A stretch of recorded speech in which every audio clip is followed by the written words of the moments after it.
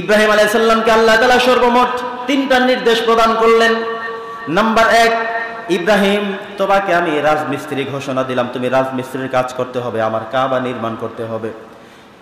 নূহ আলাইহিস সালামের প্লাবনের সময় এই বলেছিলাম, যেটা এই প্লাবনের সময় কাবা শরীফটা ভেঙে চুরে নিশ্চিহ্ন হয়ে একটু আউল জাউল হয়ে গেছে। ইব্রাহিম আলাইহিস সালামের প্রথম নির্দেশ হলো, ইব্রাহিম তুমি কাবা শরীফকে নির্মাণ করতে হবে। ওয়াইজ ইয়ারফাউ ইব্রাহিমুল, ইয়ারফাউ মানে উন্নীত করতে হবে, উঁচু করতে হবে, বানাতে হবে, নির্মাণ করতে হবে। ইব্রাহিম আল কওয়াইদ মিনাল বাইত, ঘর বানাতে হবে। ওয়া ইসমাইল, তোমার সাথে ইসমাইলকেও সাথে রাখবা। মিস্ত্রি এবং যুগাল একজন দুজন হবে, এই সিদ্ধান্তটা আল্লাহ জানিয়েছেন। সুবহানাল্লাহ। উনি চাইলেই আরেকজনকে ডেকে নিতে পারবেন না, কারণ আল্লাহ যেখানে জানিয়েছেন রাজমিস্ত্রি তুমি, সহযোগী তোমার ছেলে। ইব্রাহিম এবং ইসমাইল 2 বাপ বেটা, বাপ ছেলে মিলেই কাবা তৈরি করতে হবে। কাউকে ডাকা যাবে? কথা বলেন, ডাকা যাবে না। দুজনে মিলেই করলেন, কারণ এই সব কাজগুলো আল্লাহ সবার থেকে নেয় না। আপনি আরেকদিন আমি মসজিদে বলেছিলাম, আপনি যদি মসজিদে 10টা টাকা দিতে পারেন, বুঝবেন আপনাকে আল্লাহ তাআলা কবুল করেছেন। এই মসজিদের মনে করেন ফ্যানের তালিকা হচ্ছে, 10টা ফ্যান লাগবে। এখন আপনি দিবেন কি দিবেন না, দিবেন কি দিবেন না চিন্তা করতে করতে লেখাইলেনও না, দিলেনও না, তাহলে বোঝা গেল আপনার এই টাকাটাকে আমার আল্লাহ তাআলা গ্রহণ করেননি, আপনার টাকাটা কবুল হয়নি।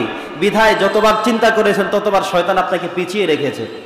আর যে মানুষদেরটা আল্লাহ তাআলা কবুল করেছেন তারা কিন্তু বলে ফেলেছে, ফ্যানের নিচে মানুষ দাঁড়িয়ে আরামসে সালাত আদায় করবে, আর পড়বে সুবহান রাব্বিল আলা, সুবহান রাব্বিল আযীম, আলহামদুলিল্লাহি রাব্বিল আলামিন পড়ে বেড়াবে। আপনারটা কবুল হয়নি বিধায় দিতে পারেননি, আপনার কপাল পোড়া, দুর্ভাগ্য আপনি। কথা কি বুঝতেছেন? দিতে পারলে মনে করবেন খুশ নসিব। তো ইব্রাহিম আলাইহিস সালামকে আল্লাহ কবুল করলেন, বললেন ওয়াইজ ইয়ারফাউ ইব্রাহিমুল কওয়াইদা মিনাল বাইতি ওয়া ইসমাইল, রাজমিস্ত্রির কাজ করতে হবে, প্রথমে এটা তৈরি করে ফেলো। দ্বিতীয় নম্বরে বলে দিয়েছেন মসজিদ তৈরি করা কি শেষ? বলে হ্যাঁ শেষ। বলে এবার তোমাকে এই কাবা শরীফের ঝাড়ুদার তুমি নিজে ঝাড়ু দিতে হবে। কিভাবে? আল্লাহ তাআলা কোরআন মাজিদে বলেছেন আনতাহিরা বাইতিয়া লিত্তাইফিনা ওয়াল আকিফিনা ওয়ার রুকআইস সুজুদ। 4 শ্রেণীর মানুষের জন্য এটাকে তোমার পরিষ্কার করে পবিত্র করে আনতাহিরা বলা হয়েছে, পবিত্র রাখতে বলা হয়েছে, ঝাড়ু দিতে বলা হয়েছে, নোংরা আবর্জনা মুক্ত করতে বলা হয়েছে। সুবহানাল্লাহ পড়েন। তার মানে হলো কাবা শরীফ বা মসজিদ ঝাড়ু দিতে পারা, এই নির্দেশটা কার? আল্লাহ। এবং এই কাজ যারা করেছেন সহজ কোনো মানুষ, স্বাভাবিক কোনো মানুষ করেননি, করেছেন নবী রাসূলরা সবাই। সুবহানাল্লাহ পড়েন। নবী রাসূলরা মসজিদ ঝাড়ু দিয়েছেন, আযান দিয়েছেন, ইকামত দিয়েছেন, নামাজ আদায় করিয়েছেন। নবী রাসূলদের কাজ হলো এটা। বন্ধুরা আমার, আজকে এই সমাজে এসে আমরা মসজিদ ঝাড়ু দেই না। মসজিদ ঝাড়ু দেওয়াটাকে অত্যন্ত নিম্নমানের কাজ মনে করি। কমিটির মানুষ হতে পারে, সাধারণ মানুষ হতে পারে, মুসল্লিয়ানে কেরাম হতে পারে, এসেই বলে এই মসজিদে ময়লা কেন, নোংরা কেন, বালু কেন, কাগজ দেখা যায় কেন, মুয়াজ্জিন কোথায়, খাদেম কোথায়, ইমাম কোথায়? মনে হয় যে সবার চাকরি একসাথে খেয়ে ফেলবে। ঠিক কিনা বলেন? আমি একটা বিষয় একটু জানতে চাই, সবসময় তো চাই না।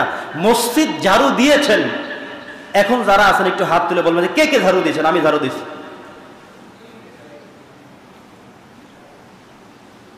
আলহামদুলিল্লাহ বলেন, হাত নামান।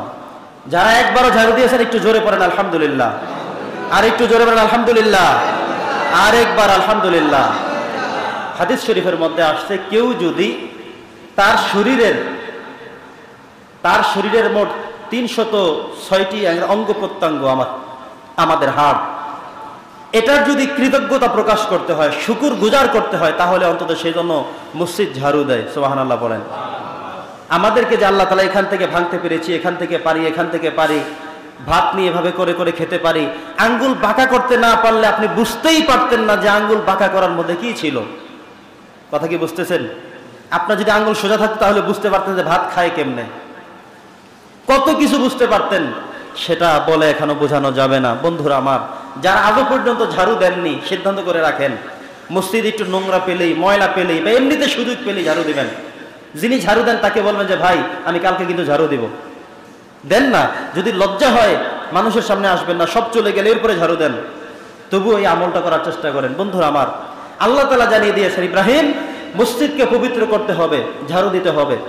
তো কবি নজরুল কত চমৎকার করে বলেছেন, মসজিদেরি ঝাড়ু বরদার হোক আমারে হাত, শোনো আমার মোনাজাত।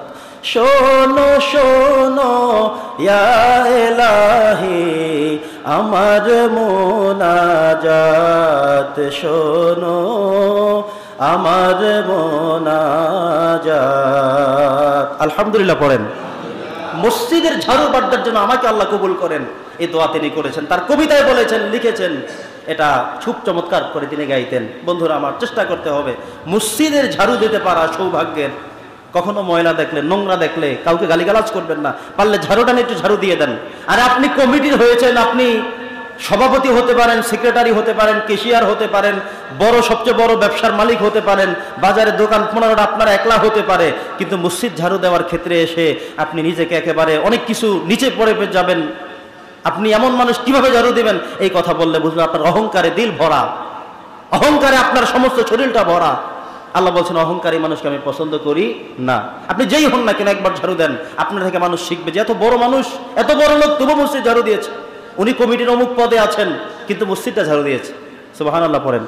এভাবে করতে হবে। তো আল্লাহ বলছেন, আনতাহিরা বাইতিয়া লিত-তাইফিন ওয়াল আকিফিন ওয়ার রুকআইস সুজুদ, রুকুকারীদের জন্য, সিজদাকারীদের জন্য, তাওয়াফকারীদের জন্য, এমন কি যারা ইতিকাফ করবে তাদের সবার জন্য মসজিদকে পবিত্র করে রাখো। সুবহানাল্লাহ।